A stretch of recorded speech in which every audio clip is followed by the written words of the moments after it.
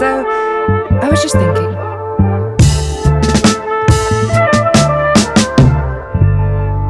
Hello, hi, and welcome to I Was Just Thinking, a podcast about creative confidence for all creatives and people who want to just make things and navigate the creative industries and who might feel insecurities about it, as we all do. Because I'm a creative, so I know. My name is Lena. I am an artist, music producer, musician, sound designer, content creator, and a soon-to-be author about creative confidence. I've been studying creative confidence for the last 5 years, and I have a very big passion towards understanding how does our confidence affect our creativity. And today we're going to be talking, why do we do what we do? Why do we make art? It might be a little bit funny question to ask, because I feel like society generally has a lot of this like, well, obviously I make art because I'm an artist. I needed to even think like, I guess that's what the society is asking us. I feel like society is wanting us to say we do it because there's nothing else. Like it just comes out of us and we're just living and breathing, expressing ourselves. But can I ask a question?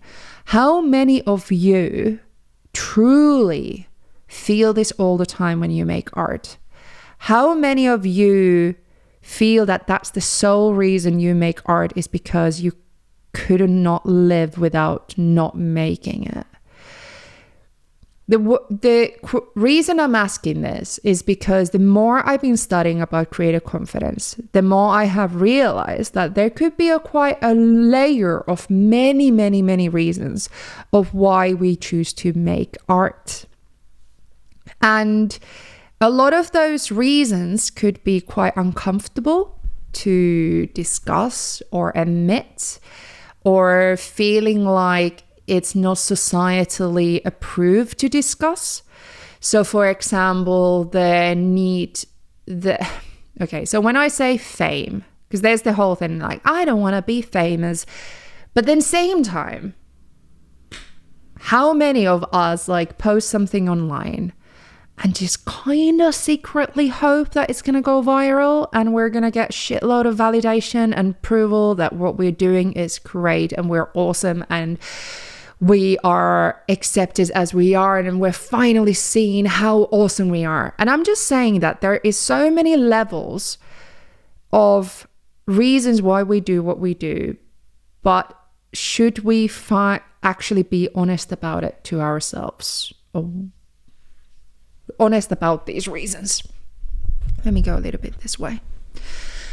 So I think this topic can be maybe a little bit uncomfortable and a little bit triggering, because obviously as an artist it's not great to, I don't know, maybe it's been judged if we say that aloud and we actually feel like we admit to it.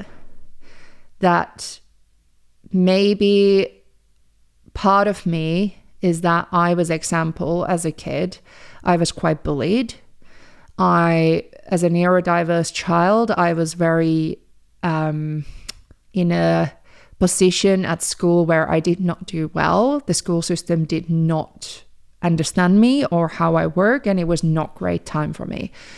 And there's a big empty hole in me that needs validation to say that I am okay as I am, I'm capable, I'm enough, I'm special.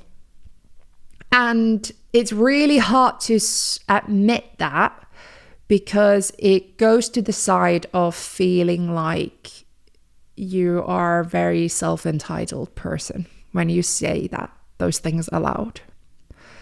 And like in the first episode, I said about fear of feeling exposed. And I think me talking really openly about these things in a podcast, I think this is this is what I meant feeling exposed. The fact that I can say aloud that those feelings as a child has developed me this really, and this need to feel maybe special, and maybe doing social media, doing this podcast, doing music and putting my art out there is somehow my way to seek that validation.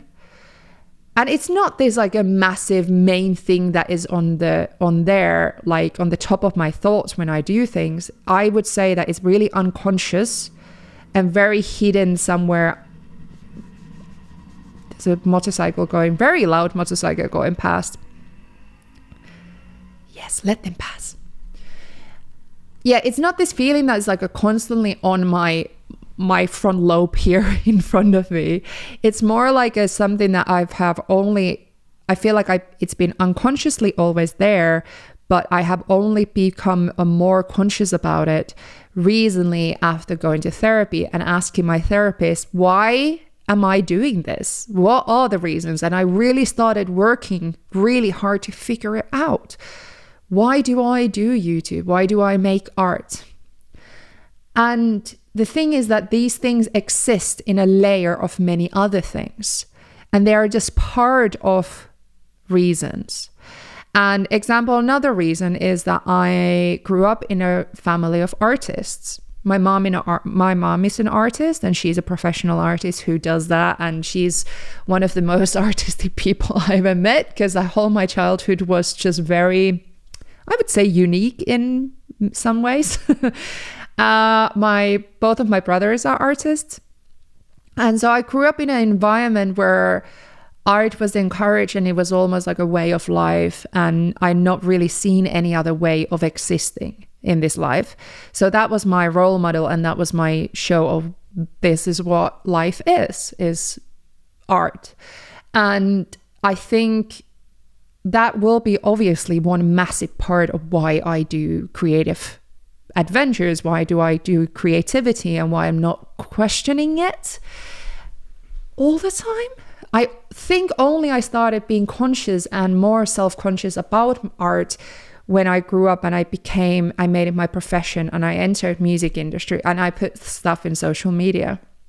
That's kind of where I got interested about the whole idea of creative confidence, because before that I never questioned my artistic decisions. So before that, I was not self-conscious about my ideas. I had, crazy ideas, and I did a lot of projects. But until I exposed myself to the pressures of the world and the judgment of others, I think I started to question things and question myself. So that kind of went to side rail, but yeah, I think obviously that will be a big part of it. But I do think for me,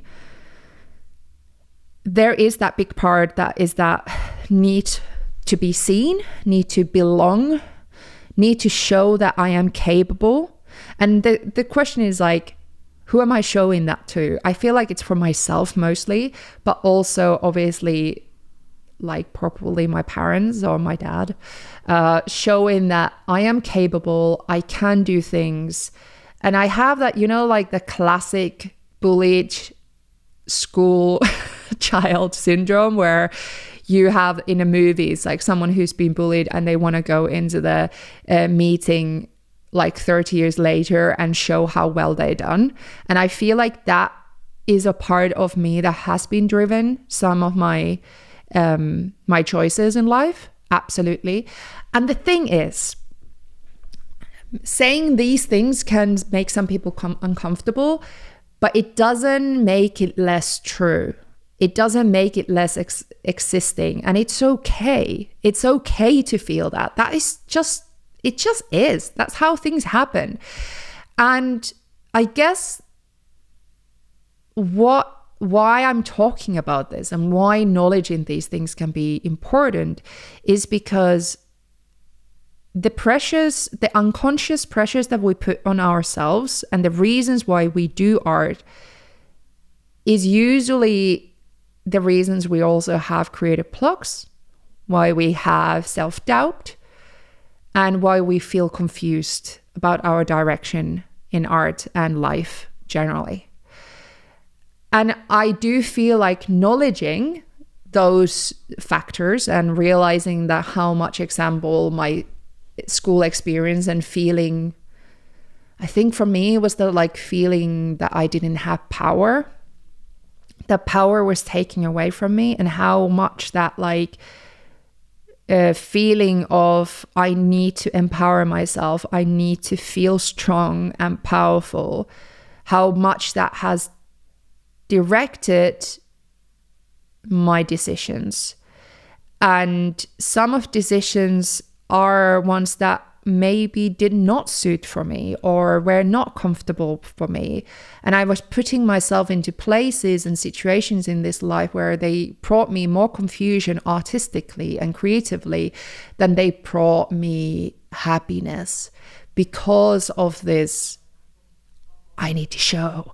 So, for example, I kind of put myself in a point where I became a content creator who was working. I was doing one video a week for YouTube for 3.5 years without break, without anything, because I was embracing myself of being, I'm so productive. I'm so like, I feel like that I took that as like, as a positive thing about myself, is that look how well I'm doing, look how much I can create.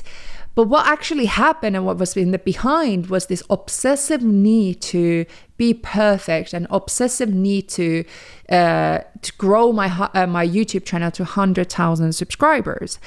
And how that all affected my creativity is that I stopped singing because I started to believe that I'm a better producer than a singer, so I should stop singing. Because, well, one publishing company once said to me that I should they said there was one publishing company that once told me that I am not a great singer, so I should focus on production more than singing. So during this time, that affected my confidence so much that I started really believing it, and I stopped singing.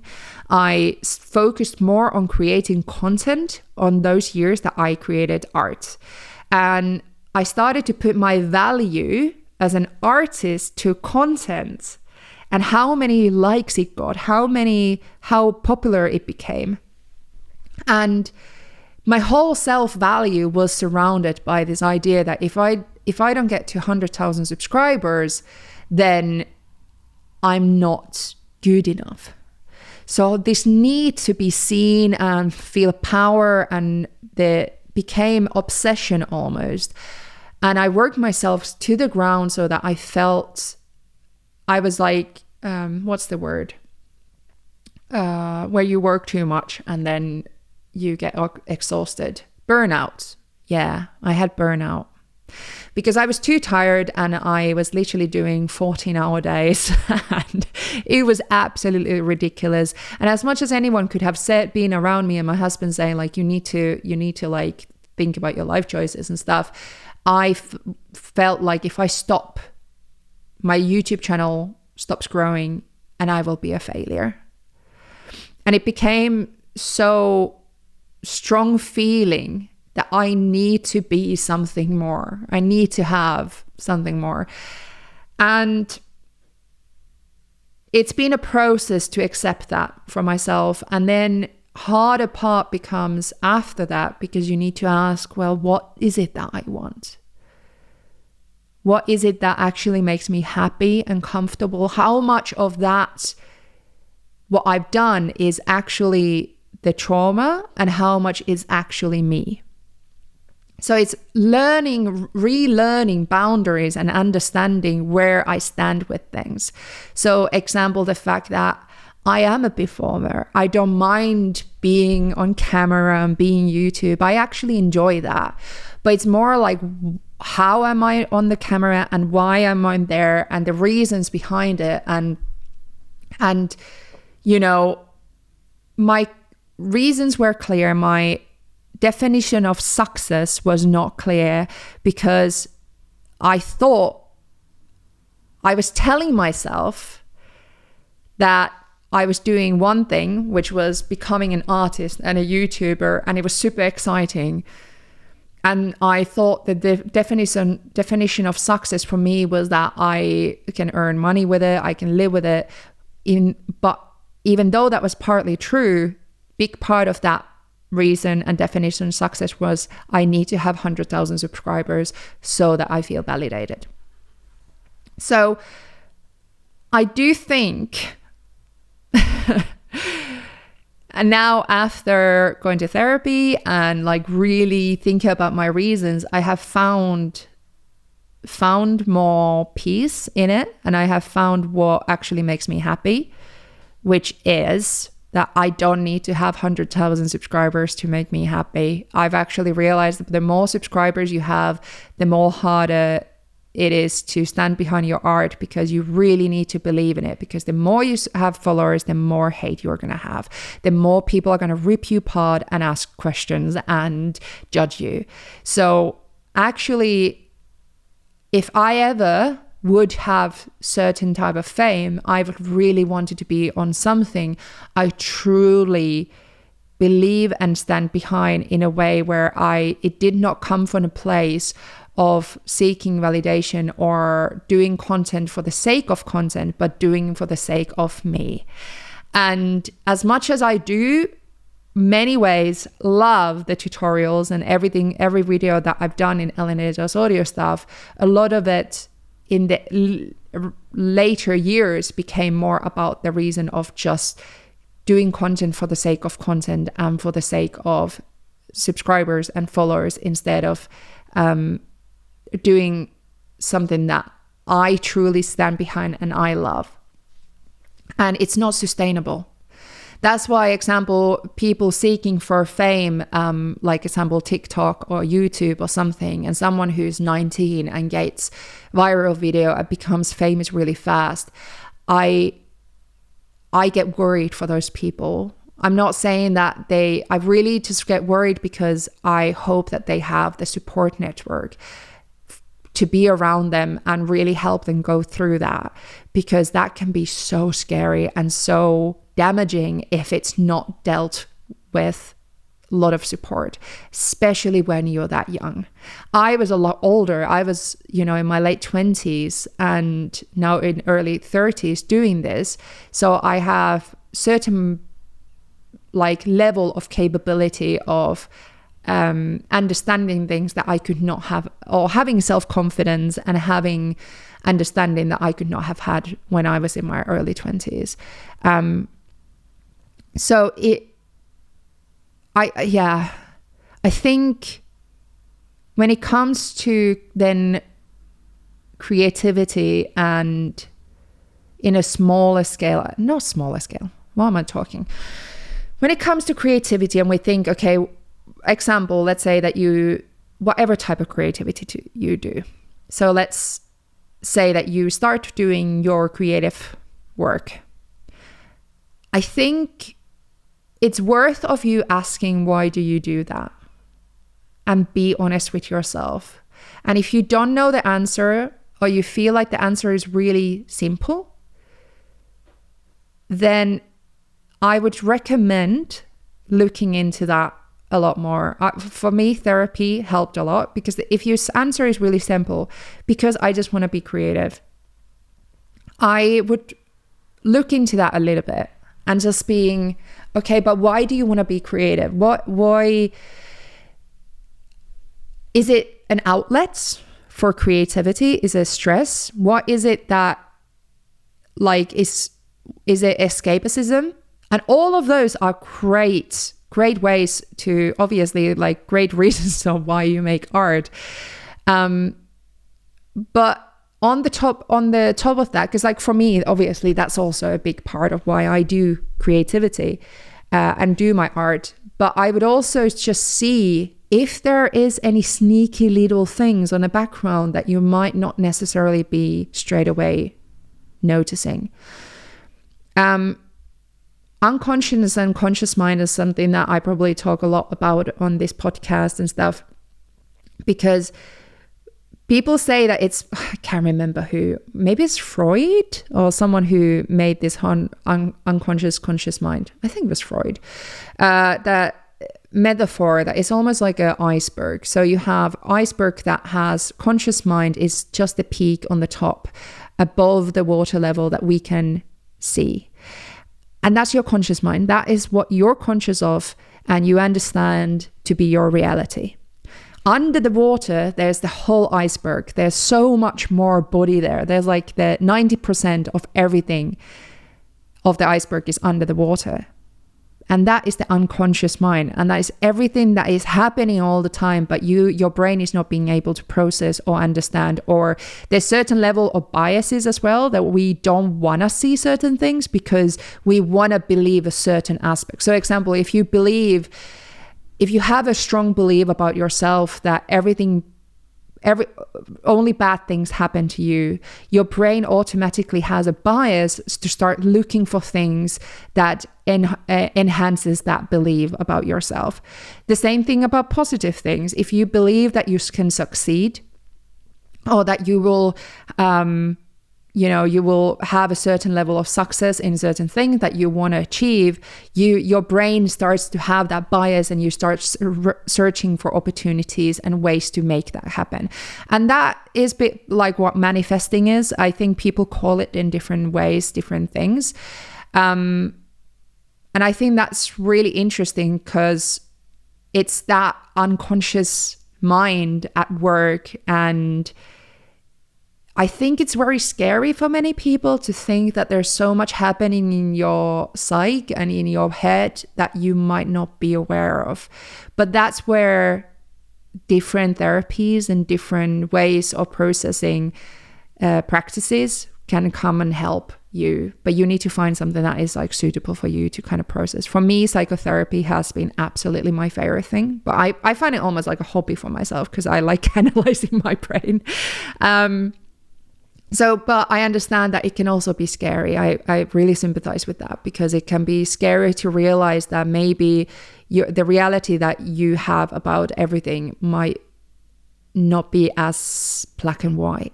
It could be a lot more complex, a lot more multidimensional.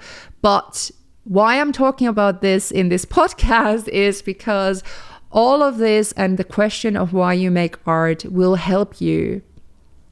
It will help you to overcome creative blocks and find the direction that you want to take in, the path that you feel comfortable in, and the path that is suitable for you, whatever that is. Okay, time for some letters from you lot. So this one is, it's from my editor again.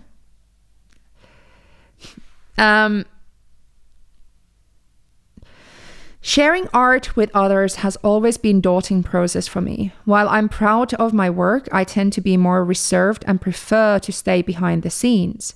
The idea of putting creations out there for everyone to see feels uncomfortably close to self-promotion, which I've never been comfortable with. I'm aware that this may be a mix of cultural and personal factors that contribute to my hesitation. Even though I have a strong professional portfolio website that I know showcases my skill, I still find it challenging to share it with others, even potential clients. That is a very interesting and very relatable thing. And I think it has so many points and so many levels. I think that something that in my Patreon, we've been talking a lot recently is that for many years, I kind of had this mentality is that like, publish your tracks, you need to put your music out there, until I've kind of realized that that was maybe more harmful than constructive for people to hear. Because in the end, it's not necessarily the point of creativity. Again, why are you doing it? Are you doing it to earn a living, which is fair enough? Example, my editor is kind of trying to earn a living with the portfolio, wanting to share it with the clients. So there could be a reason to put their art out there. But then there's art that might not need to be out there. Like, it's your boundaries, and what makes you comfortable is what you need to learn to listen to. Art can be just for you.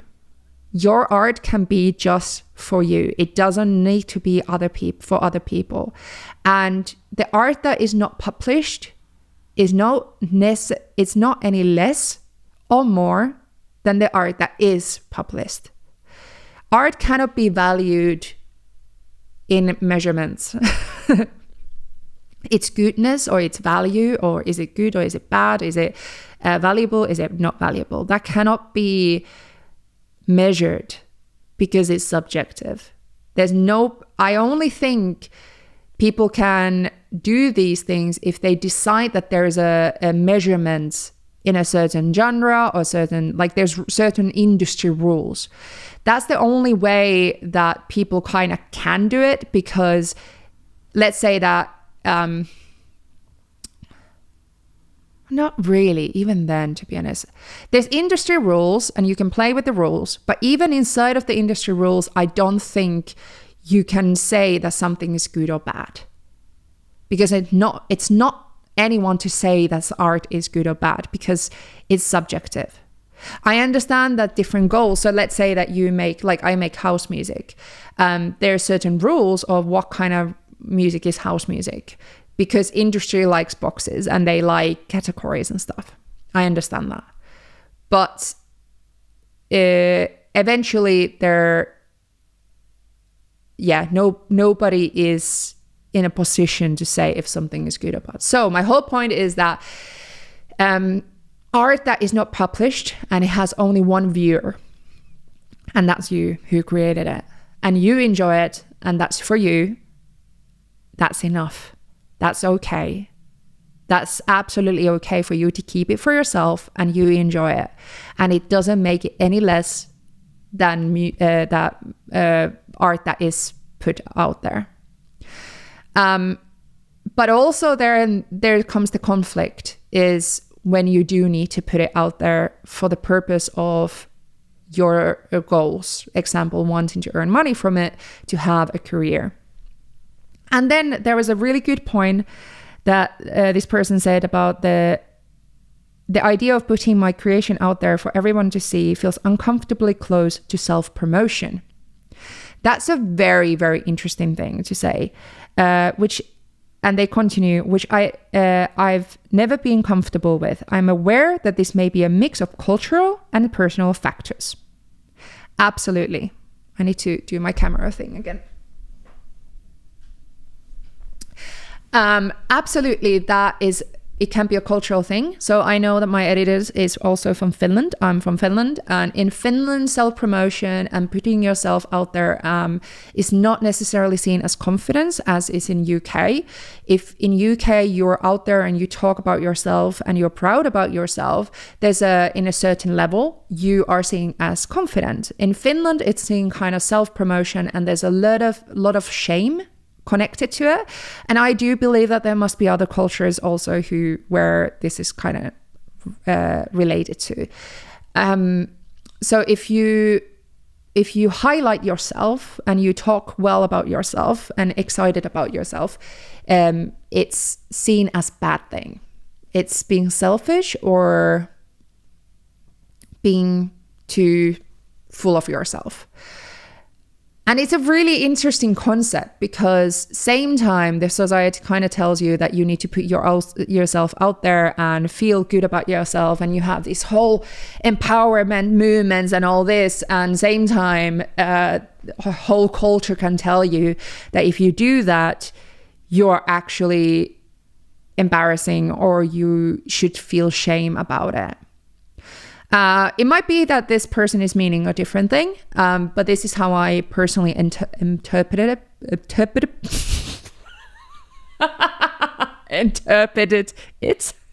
I don't know. That was a glitch. Sorry. interpret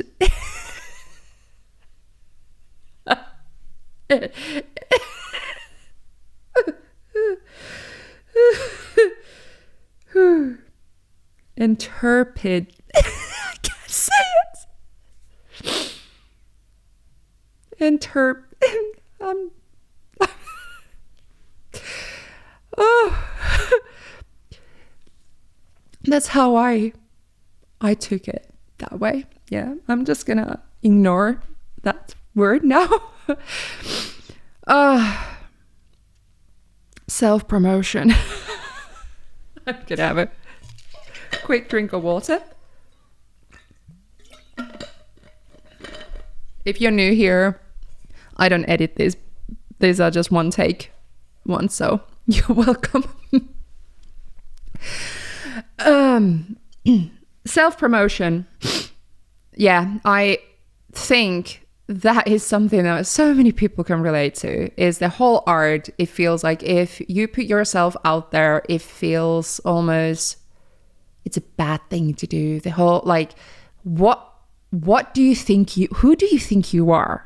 Who do you think you are putting yourself out there? Who do you think you are putting your art, like, why do you think people care what you have to say or what your perspective is? There is so much of that attitude in this world when it comes to art. And it's so easy to take that in yourself.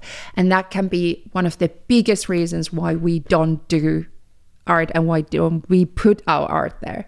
And that was the whole reason. Yeah, if you remember, my first whole episode of this podcast was about that. It's about the anxiety around feeling like I'm not gonna be good enough. Who do I think I am making a podcast about this topic?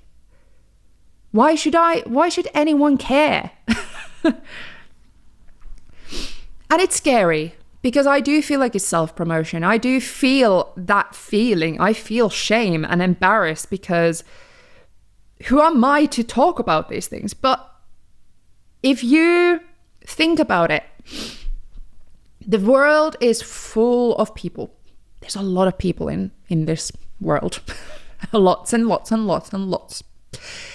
And everybody has a different perspective on this life. Everybody has a different voice. It's pretty cool that those people are sharing how they see the world. And that's usually through creative things. It can be through many things.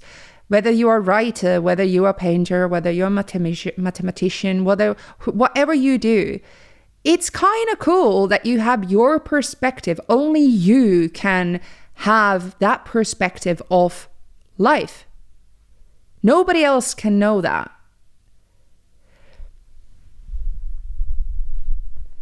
And I think, personally, there's nothing self-promo about it in a way, because it's just you sharing your perspective of this life. I think it's maybe then we need to flip it around, that perspective. We need to maybe recognize where that feeling comes from. Maybe it's cultural, maybe it's family culture, maybe it's some learned behavior of feeling shame, of showing your perspective, maybe feeling like, maybe we need to acknowledge that it could come from the feeling of you don't feel confident enough in your self-confidence to feel that your perspective of life is worth sharing. And maybe we need to flip it. That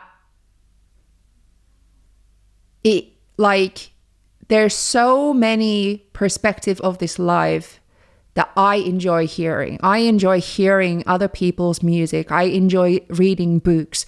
I enjoy watching movies with other people's presentation of this life and telling stories of their perspective. So maybe I need to flip it from the perspective that if I enjoy watching their stuff and consuming their art, then maybe someone will enjoy consuming mine. It's not promoting yourself. It's sharing with other people who also share what you experience in this life and showing it from your perspective. And at the same time, we can still acknowledge that shame still will be there and it's never going to go away. So whether you do your artistic thing or not, that shame and fear will be there. But that's okay. Because nothing will take that away. It will get easier to deal with. But you can go through this whole life without doing the things that you want and feel that shame and embarrassment. Or you can do the things and still feel those ones, but still do the things that you love. And accept that that's how life is. That's how emotions work. We are so multi-leveled. You can still feel proud of yourself and feel those, but at the same time, you can still acknowledge that side of you is that there is proudness and is inspiration and happiness, as well as anxiety and fear and embarrassment and all that, jealousy and all those things, the negative things, they will exist as well. But we just need to see them and live with them, and they, as much as we live with the happy stuff, the positive stuff that we kind of, so it's, yeah, I don't know if that made sense, but if you caught my thought process. What's the time? Can we have one more letter? We can finish with this one more letter.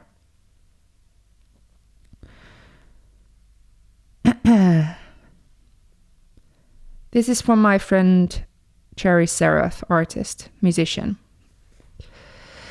Hey Lina. Hey.